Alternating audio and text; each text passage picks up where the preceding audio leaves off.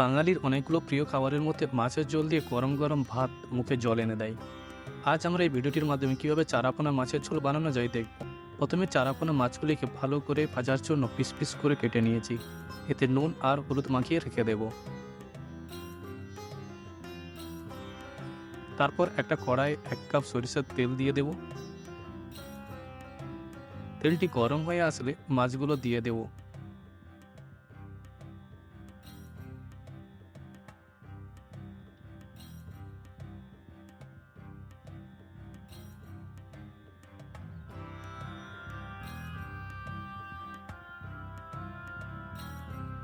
ভাজা হয়ে গেলে তুলে সাইডে রেখে দেব।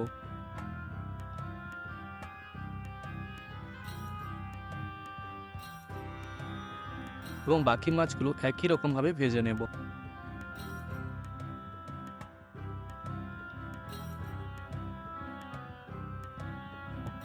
এরপর ওই মাছ ভাজার তেলেই দুটো কাঁচা লঙ্কা, পেঁয়াজ কুচি দিয়ে দেব। স্বাদ মতো নুন দিয়ে দিতে হবে।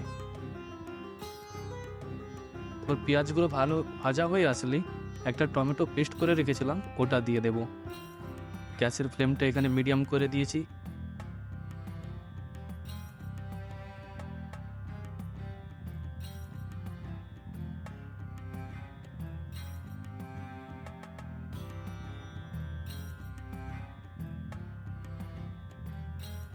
এরপর হলুদ গুঁড়ো, জিরা গুঁড়ো, লঙ্কা গুঁড়ো দিয়ে দেব।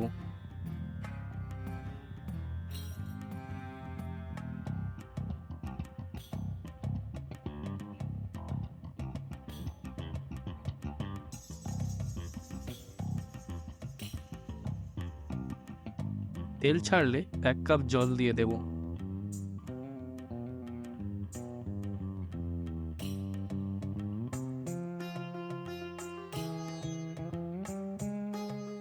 মশলাগুলো ভালোভাবে সেদ্ধ হয়ে গেলে একটা পেঁয়াজ কলি কেটে রেখেছিলাম ওটা দিয়ে দেব।